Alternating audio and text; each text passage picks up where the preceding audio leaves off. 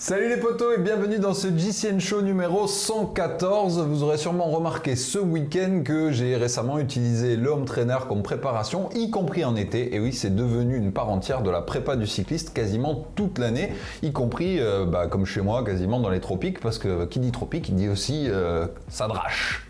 Il y a un peu de pluie par chez toi. C'est pourquoi aujourd'hui on va s'intéresser à l'histoire du home trainer, mon Flo. Eh oui, ça arrive d'où, comment, quoi, qu'est-ce. On a essayé de retracer, mais ça a été compliqué. Bon, on vous en parle tout de suite. On va se pencher sur l'histoire du home trainer et également on va parler de son futur parce que les acteurs sont de plus en plus nombreux et on pourrait imaginer, mais on en parlera à la fin, qu'une petite guerre de concurrence finalement fasse baisser les prix dans ce monde du cyclisme qui semble aller vers le toujours plus cher. Commençons par l'histoire. C'est assez difficile en vrai de donner une date de création du home trainer. On peut imaginer que c'est presque aussi vieux que le cyclisme en compétition. Les premiers rouleaux, entre guillemets, ont été très rapidement inventés par les plus ingénieux d'entre vous cyclistes. On sait que vous êtes particulièrement ingénieux pour inventer des choses, pas toujours très utiles, on l'a vu récemment dans l'épisode sur l'atelier, les mécanos et le cauchemar à l'atelier, mais de temps en temps, une idée comme ça de génie émerge. Et ça se développe et ça en fait des trucs magnifiquement chers. Mais mon Florian, alors ça a été très compliqué de retracer l'histoire du home trainer, il n'y en a pas vraiment, c'est arrivé un peu comme ça, mais déjà on sait que le vélo d'appartement, mon Flo, a été inventé en 1796 par Francis Landes. Alors on n'a pas sa nationalité, moi j'ai trouvé ça sur le net comme ça, et en fait c'était appelé le gymnasticon. Ouais, c'était un peu fait pour nous. Ouais, mais vu l'appellation, il y a des chances que tu aies trouvé un français, hein, parce que gymnasticon. Voilà, c'est un peu. Ou peut-être un ami belge ou suisse francophone, mais on reste là-dedans. Et le but de ce gymnasticon, mon Flo, c'était de faire travailler les articulations du corps entier, donc les jambes, les bras, les épaules. Du coup c'était un peu son outil torture. Aujourd'hui on voit ça a pas mal évolué ce gymnasticon, ça s'appelle l'Assobike, c'est utilisé en crossfit et ça fait beaucoup plus que faire bouger ses articulations, hein. Oui c'est ça, mais en bref ça faisait bouger pas que les jambes, c'est ça. Non. Bon. On remarque d'ailleurs que certaines applications aujourd'hui de cyclisme virtuel se concentrent sur d'autres pratiques, hein. Il n'y a pas que le cyclisme, sur Zwift on peut aussi courir. Maintenant, on peut même faire du vélo à bras. Oui. Donc ça peut être une idée à rajouter dans les applications de cyclisme. Mais en gros, le gymnasticon, si tu veux, ça a été le premier vélo d'appartement, tu vois, le vélo statique. Et du coup, après, ça a bien été développé. Il y en a eu des magnifiques par le passé. C'est Elite qui en a sorti un très beau dans les années 80. On vous montre la photo. C'est d'une splendeur inoubliable. Moi, j'en veux bien dans le salon comme ça, mon Flo. Ouais, comme quoi, on peut même avoir du style en traîner, hein, mon lot. Mais clairement, c'est vrai que c'est dans les années 80 que le premier boom, on va dire, du home trainer est apparu. Évidemment, les pistards l'utilisaient beaucoup avec les rouleaux. Après, on a eu les home trainers, les premiers home trainers en fait avec fixation à l'arrière. Pas encore avec la cassette intégrée. Dans les années 80, on a tous connu le home trainer à résistance. Plus ou moins, on serrait la résistance et on devait changer rapidement le pneu arrière, mais surtout, ça nous procurait un petit peu de force en plus à devoir pousser sur les pédales lorsqu'on utilisait ce home trainer. Mais à l'époque, mon lot, il était quand même utilisé relativement peu dans des conditions très extrêmes, quand on pouvait vraiment pas sortir. Nous, on sortait par tous les temps, hein, neige, pluie, vent. Le home trainer, c'était plus dédié à l'échauffement finalement.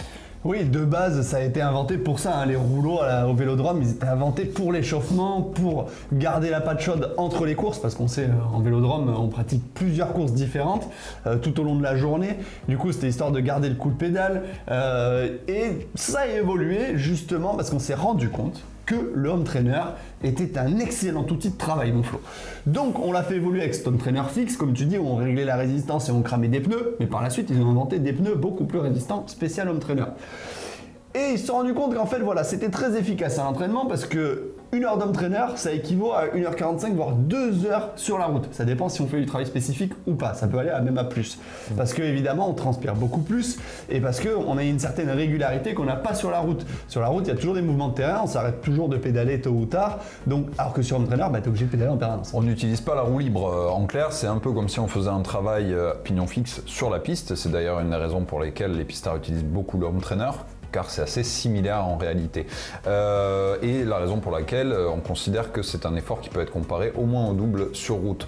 On a vu ensuite arriver, mon Lolo, d'autres types de home trainers, ceux qu'on côtoie aujourd'hui, encore plus poussés dans la technologie, avec ce qu'on appelle la tâche directe, la cassette intégrée. Donc c'est les home trainers qui nous ont permis ensuite de développer les applications de cyclisme virtuel interconnectés, puisque ce home trainer nous permet de réagir en fonction du terrain virtuel que nous propose l'application comme Zwift, et ils nous permettent même de simuler aujourd'hui avec le dernier Wahoo Kicker jusqu'à 20% de pente, ce qui est assez fou si tu cumules avec le Kicker Climber, tu sais, qui te fait la montée descente. Voilà, on est quasiment dans un simulateur de MotoGP. Il nous manque encore l'inclinaison, et encore que je sais que vous êtes nombreux à vous fabriquer vos propres plate où on a un petit peu d'inclinaison. Bref, on est presque là sur du simulateur de MotoGP. Le home trainer, en clair, a beaucoup évolué.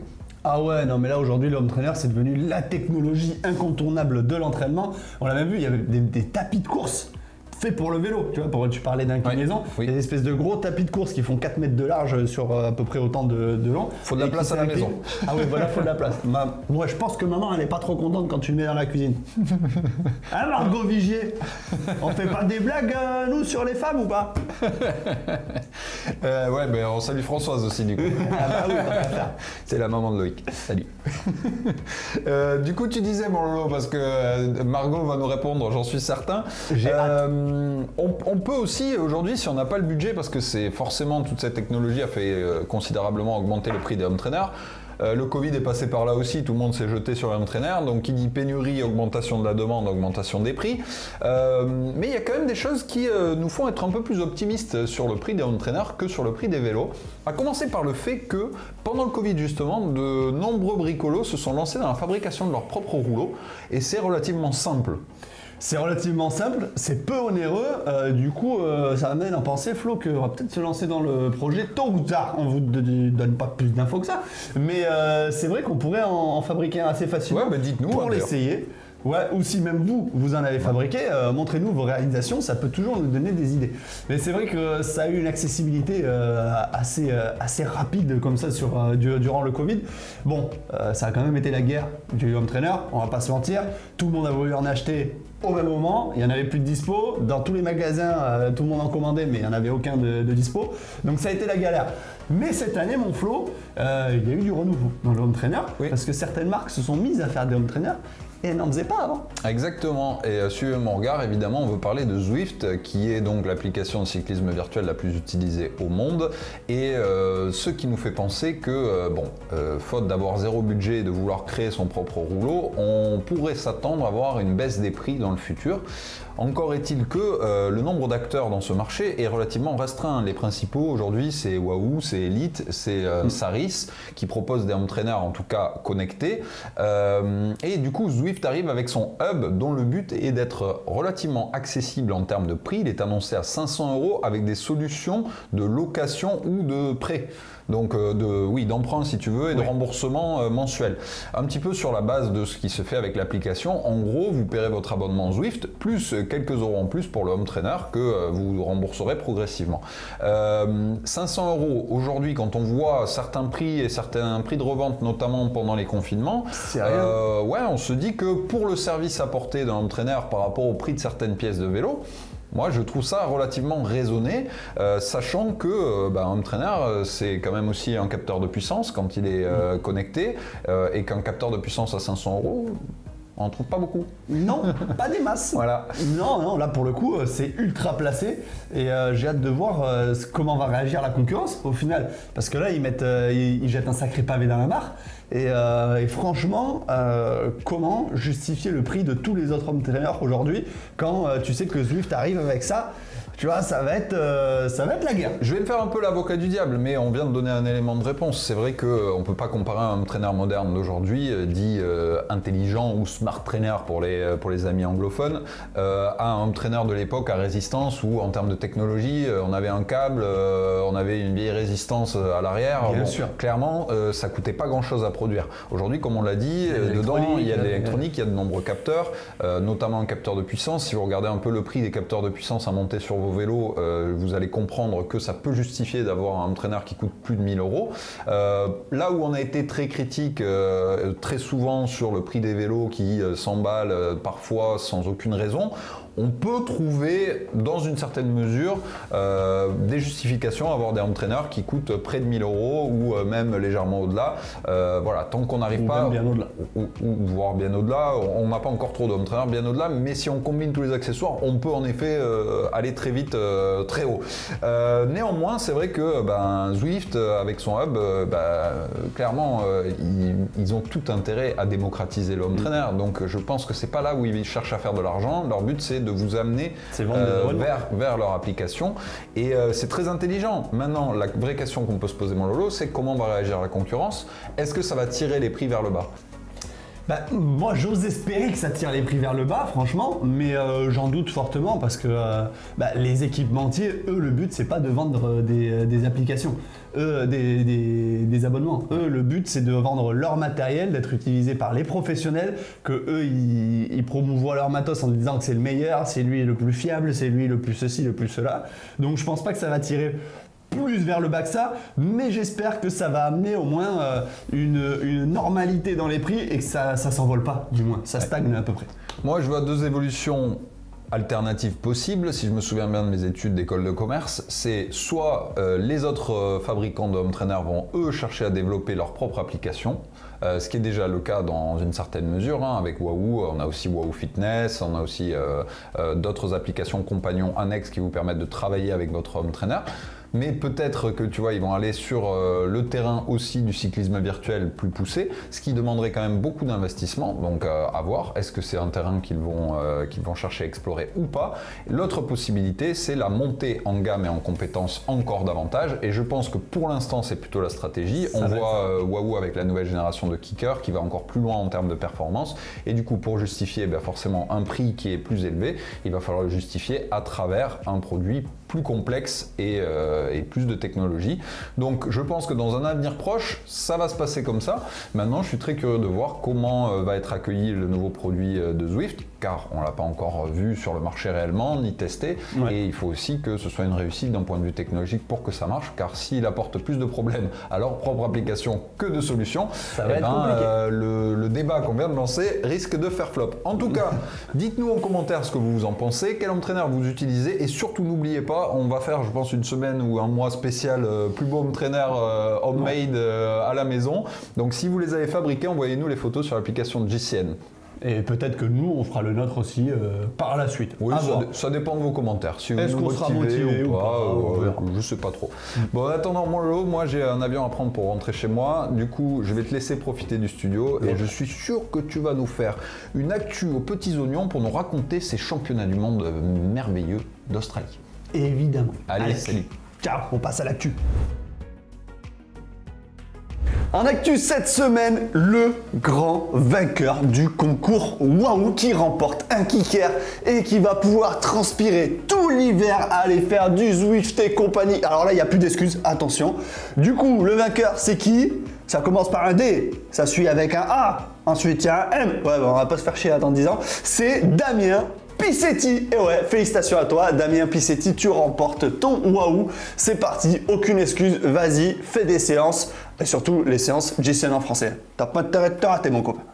Bon, on passe aux résultats. Et les résultats, évidemment, on vous donne les champions du monde. Les deux podiums, chez les femmes comme chez les hommes. Donc chez les femmes, j'ai envie de vous dire...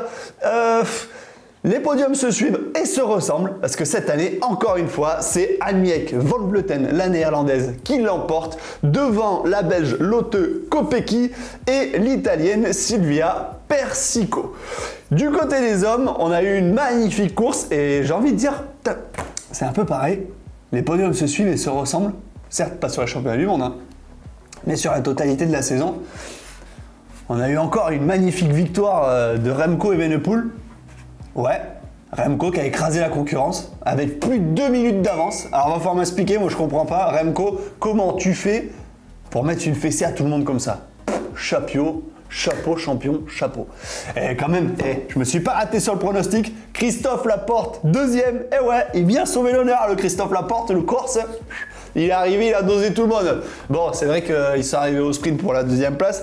Ça s'est joué à un boyau devant Michael Matthews, l'Australien. Mais Remco, la prochaine fois, essaye de te rater. Comme ça, on aura le Corse en maillot arc-en-ciel. Et cette semaine, c'est Davs qui remporte le vélo de la semaine, avec son magnifique Scott Addict RC30. Alors écoute David, tu t'es pas raté sur la présentation de ton vélo. Bon, déjà il est très beau. Une fois n'est pas coutume, on met une couleur super flashy, donc un beau jaune vert fluo sur ton Scott. Aucune faute de goût sur le vélo. Présentation parfaite, manivelle à l'horizontale, chaîne tout à droite. Pas de bagagerie, pas de lumière, il y a même les deux logos Mavic qui sont alignés sur les jantes, là chapeau, mais qu'est-ce que t'as fait avec le paysage? Tu nous as laissé un bout de terrasse avec un mur blanc. Et le but c'est quand même de le mettre dans un beau fond, tu vois, va monter un col et tout, tac tac, bang bang. Après c'est vrai que si tu habites du côté de Paris, c'est compliqué d'avoir une jolie vue. Mais on dira rien. Bon, félicitations à toi, en tout cas, tu remportes le vélo de la semaine cette semaine. Et puis, je te souhaite bon courage pour le vélo du mois. J'espère que ta machine sera sélectionnée. Je vous remercie d'avoir suivi ce show JCN en français. Je vous fais plein de bisous. On se retrouve la semaine prochaine et puis surtout tout le long de la semaine pour de nouvelles aventures. Le poteau flow, il doit être à 4000 mètres à peu près à cette heure-ci. Je vous fais des bisous et à très vite. Ciao!